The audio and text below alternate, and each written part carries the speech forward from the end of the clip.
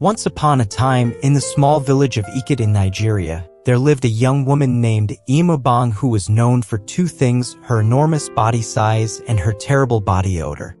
Imabong had always been a very fat child, teased mercilessly by the other children for her rotund belly and swollen limbs. As she grew older, she only expanded in size, soon towering over everyone around her. Her prodigious appetite kept her perpetually hungry, and she was often seen grazing throughout the day. By age 20, Imabong was shockingly obese, weighing nearly 160 kilos. She lumbered around slowly, unable to move with any speed. Her flesh hung in great folds, sagging over her chin and cascading down her tree trunk legs. As if her immense size wasn't hindrance enough, Imabong also suffered from a powerful stench that clung to her rolls and crevices. She exuded a pungent odor reminiscent of rotting fish, assaulting all who came near. Regular bathing did nothing to diminish the tenacious smell. In a village focused on fertility and comeliness, obese Imabong with her sweeping odor was deemed entirely unmarriageable. What man would saddle himself to such an immense, smelly wife? Year after year she watched her friends marry until she was the last aging spinster remaining. With her parents now dead and no children of her own, she lived an isolated, lonely life in her small damp hut. Nights were the hardest. She lay awake listening to sounds of other families, mothers singing to babes, and laughter around evening fires. Her giant size had sealed a solitary fate. During the days, to distract her melancholy mood, Imabong explored and foraged the dense forests surrounding the village. She came to know every tree and bush, befriending the small animals who seemed not offended by her smell. One morning while digging yam roots, she noticed a young hunter named Akpan regarding her curiously. He was tall and lean with serious eyes that now studied her intently through the trees. Akpan was suffering from anosmia, so he was unable to detect odors. He got knocked down one day in the forest while hunting by an antelope, so since then his nose got bad and he could not perceive any smell. Embarrassed by his unexpected presence, Imabong scrambled to gather her net bag, turning to flee swiftly, breathless from the effort. "Please wait," Akpan called out gently. "Do not run from me. I did not mean to intrude." Against her better judgment, she paused, pivoting to face him warily. Akpan smiled, his eyes crinkling in simple warmth. "Forgive my rudeness for observing you without notice. I am just surprised to find someone who shares my affection for these woods." He gestured at the verdant jungle surrounding them. "I come here often but have never crossed paths with another forager." Imabong shifted nervously, clutching her gown in front of her expansive belly. She studied this lean, strong hunter standing casually as if her smell did not overwhelm him. Akpan moved cautiously towards her, his expression open and serene. "I am new to Ikit, having just arrived from Calabar. I plan to sell my kills here." He gestured at his hunting net and spear leaning nearby against a tree. "But I find myself distracted by these fascinating forests brimming with life."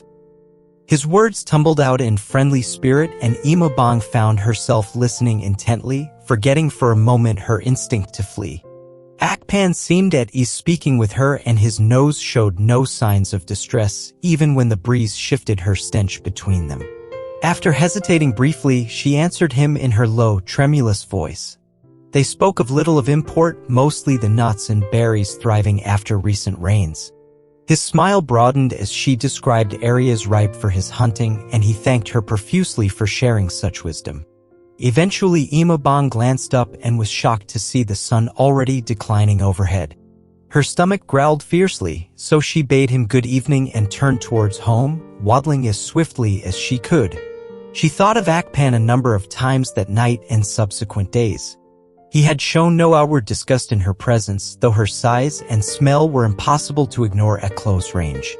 A seed of impossible hope began to bloom in her loneliness. In the following weeks, Imabong found excuses to frequent the woods more often, hoping for another encounter. Eventually, she crossed paths with Akpan again by a small creek. This time she welcomed his friendly questions, explaining which wild roots were good for brewing medicine, which leaves cured rashes. Soon they built an easy rapport. As large animals migrated further from the village due to encroaching dry season, Akpan's catches lessened. With no family and dwindling coin, he reluctantly made plans to leave Ikit for more plentiful hunting grounds. Imabong was desolate when he informed her of his imminent departure. In their brief time together, she had come to cherish his gentle company. The thought of losing his friendship brought tears that night and an urgent plan. The next day she awoke with the sunrise and worked feverishly, pounding yam flour, cooking her best spiced bushmeats. She loaded all she'd prepared onto a large tray, addling slowly into the hills, groaning under the heavy load. When she arrived at his small hut, she hesitated briefly before announcing herself. Akpan opened his door, clearly surprised to see the rotund, sweating woman standing expectantly before him. Unsure how he would receive her boldness, Imabong nevertheless held out the tray of food she had labored over. "Please, Akpan," she implored, "allow me to feed you a final meal before you depart our village." Her wide shoulders drooped self-consciously. "I cannot bear the thought I will never see my kind friend again." Akpan glanced down at her peace offering, visibly touched. He welcomed her inside graciously. They shared the meal slowly, enjoying the finely spiced bushmeats and seasoned yams. When Akpan complimented her skilled cooking, she could not suppress a wide smile that lit her plump cheeks. Their conversation flowed easily, just like their days together in the forest. As the afternoon waned into evening, Imabong knew she must return home before gossip spread about her long absence. Reluctantly she heaved herself up, groaning at the stiffness in her knees and back. Before she left, she finally found courage to stammer, "I will be so very lonely when you go, Akpan. I have enjoyed our short friendship immensely." His expression shifted subtly into something harder to read. He stepped forward to grasp her wide hands gently in his slender, calloused ones. "Sweet Imabong, I have grown fonder of you than words can convey. If you permit me, I will return here tomorrow with my possessions. I would ask your father for your hand so I may stay always by your side." Imabong's breath left her completely. She stared dumbfounded, certain she had misheard. When Akpan only gazed back earnestly, his patient eyes full of affection, she swallowed hard, overcome with wonder. At last she nodded, joyful tears coursing down her ample cheeks.